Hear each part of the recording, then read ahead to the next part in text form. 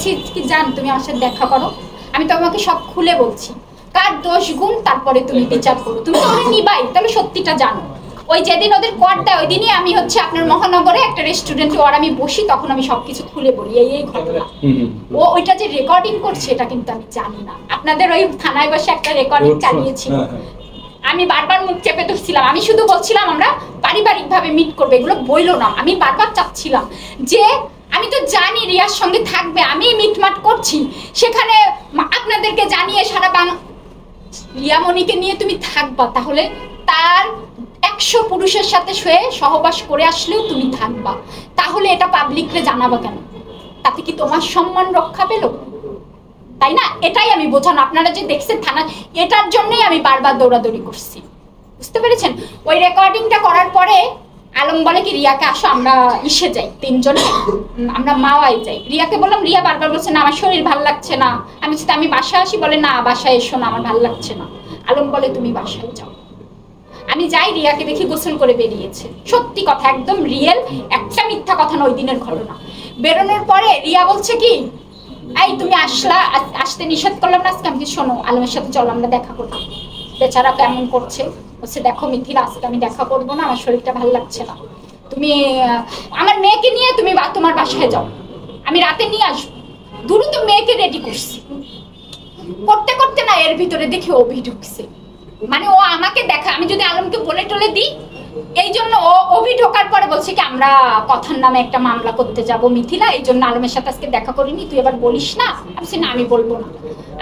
যাওয়ার সময় আলমকে আমি খাবার দিয়ে রিয়ার মেয়েকে নিয়ে আমি বাসায় চলে গেছি। আলম কি করছে, আলমের মনটা না খাবারটা খাইও না, মনটা অস্থির লাগছে, ও রিয়ার বাসায় ঢুকছে যে রিয়ারে নিয়ে একটু বাইরে ঘুরবে, যে রুমের ভিতর কোনো খারাপ ভাবে দেখেনি, কারণ রিয়া তখন রেডি হচ্ছিল ওরা বাইরে বেরোবে। ওই আলম যে দেখছে এর ভিতরে আমি বাসায় পৌঁছে, আমি যতটুকু জানি, আমি না ভিডিও কল দিয়েছি, তখন দেখছি খাটের উপরে ম্যাক্স ছবি রিয়াজ বসা, আলম বসা, রিয়া আমাকে ভিডিও কলে দেখাচ্ছে, আমি মনে করছি মনে হয় রিয়া ডেকেছে, ডেকে মীমাংসা করছে। পরে আপু আমাকে ফোন দিয়ে, ওই যে মায়া আপু ফোন দিয়ে বলছে মিথিলা তুই আয়, আমি ছাদে বাচ্চাদের নিয়ে ভিডিও বানাচ্ছি, আমি ওই লাইভ টাইম, আর আমি বেশি না আমার মোবাইলে আসে না, আমি দেখি না তো এইসব ভিডিও। পরে হচ্ছে আপনার রিয়া ওই যে আপু বলছে এদিকে ঝামেলা হচ্ছে এই সেই, তাও না আমি জানি না। পরে আপনার আলম আমাকে ফোন দিয়ে বলে ওদের কড দিয়েছি এই সেই, তখন আমি ফেসবুকে ঢুকে আলম আমাকে শেয়ার পাঠাই, তখন আমি ঢোকার পরে তাও আমি বলি না না আমি এই ঝামেলার ভেতরে যাব না।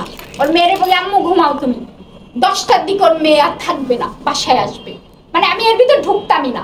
তখন আমি এসছি, এসে হচ্ছে রিয়াজরে দেখছি খাচ্ছে, আমি চাই রিয়াজ তুমি বেরো তো, যারা গুন্ডারা বসে আছে বাইরে এদের নামে আমার মামলা দেওয়া, তোমার হাত ধরে নিয়ে আমি বের করে দিই, কেউ কিচ্ছু করবে না।